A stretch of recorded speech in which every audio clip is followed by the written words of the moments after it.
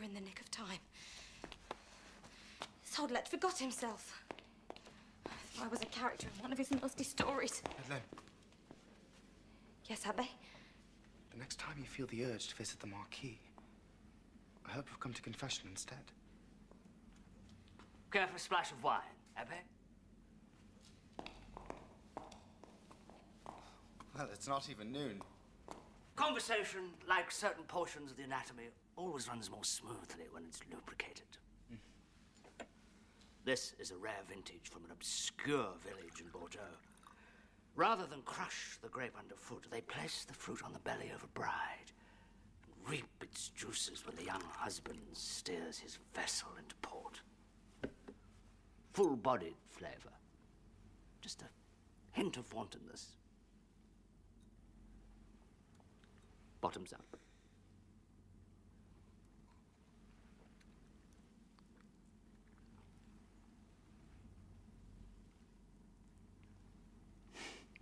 It's from our own cellar. I recognize the taste. I should have told you it was the blood of Christ. You'd believe that, wouldn't you?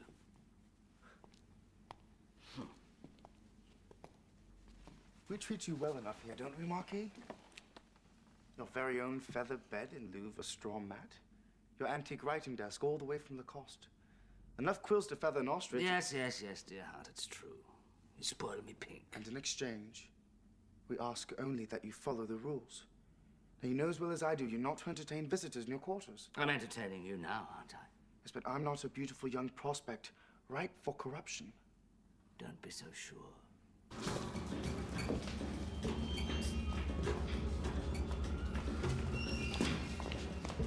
What is it, Abbe?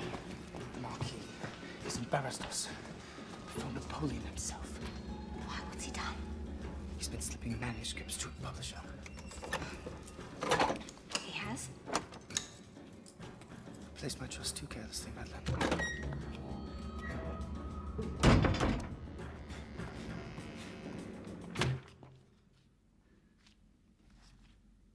This is a complete and utter disappointment.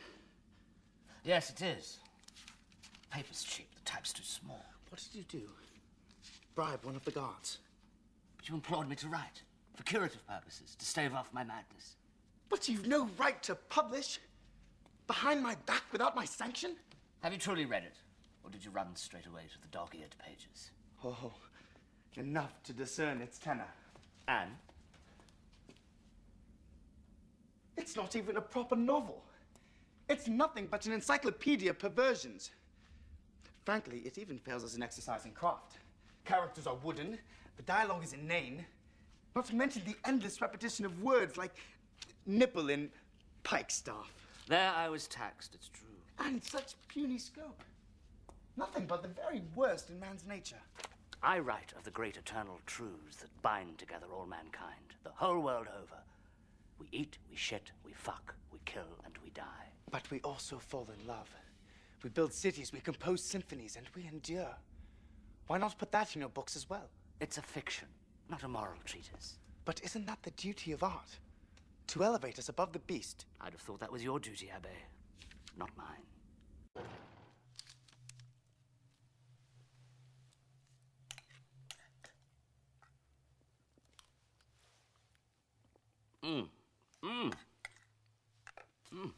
Well, I hope you're satisfied. He shut down our theater. He can't do that to me. How can one man be so selfish? We merely held up a mirror. Apparently, he didn't like what he saw.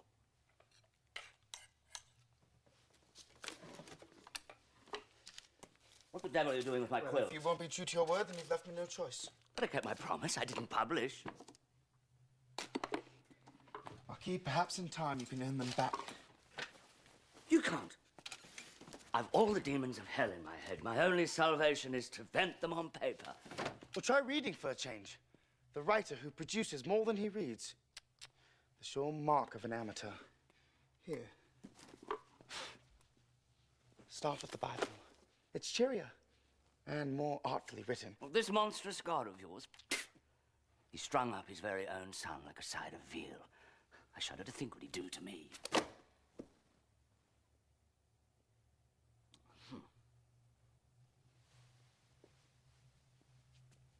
Why are you doing this to me? Stop it. I'll die of loneliness. I've no company but the characters I create. Whores and pederasts. You're better off without them. I have a proposition. You always do. Madeleine.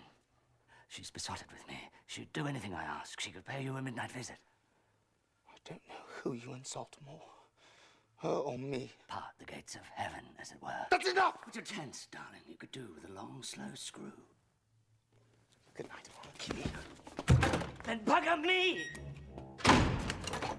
God damn you, Abbe! Have you no true sense of my condition? Of its gravity? My writing is involuntary, like the beating of my heart.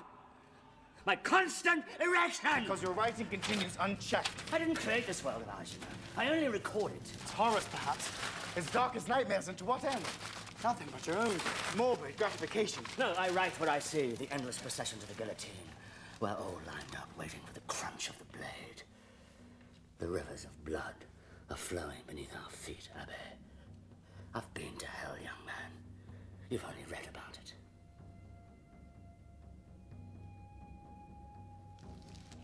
I'm sorry, Marquis. Truly. These chastity vows of yours, how strict are they? Suppose you only put it in her mouth.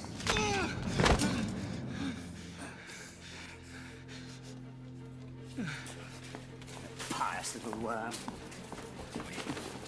In conditions of adversity, the artist flourishes. I failed to save your soul in life. I won't fail in death.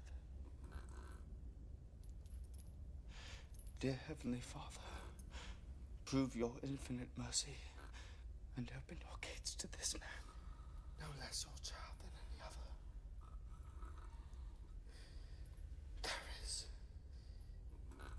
in each of us such beauty and such abomination. No man is exempt. Forgive him. Forgive us all.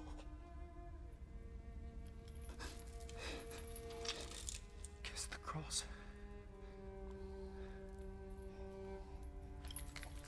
Marquis!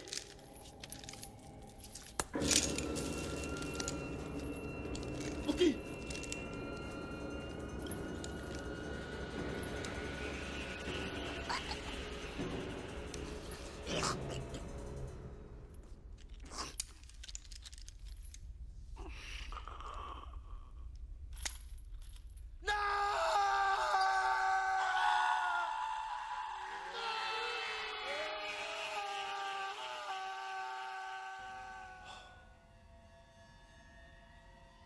Listen to me, Abbe, and listen well.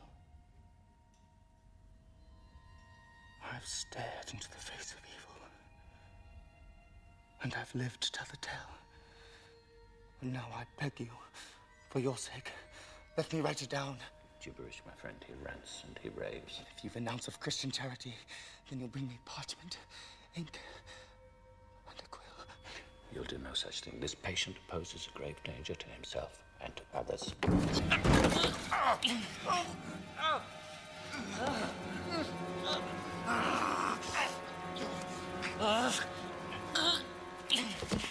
Are you all right, sir? Do you not see, Abbe? Do you not see, Abbe? Some men are beyond redemption. Wait, please. Please bring me a quill. Please. Wait, I'm sorry. Oh, God damn you, Abbe! A quill!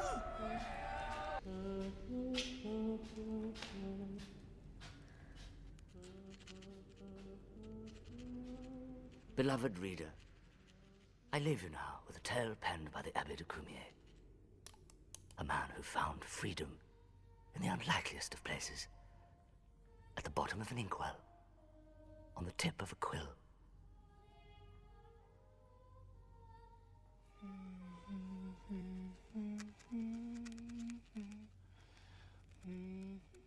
However, be forewarned.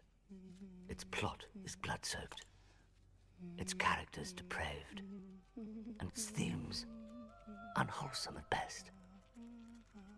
But in order to know virtue, we must acquaint ourselves with vice. Only then can we know the full measure of man. So come, I dare you.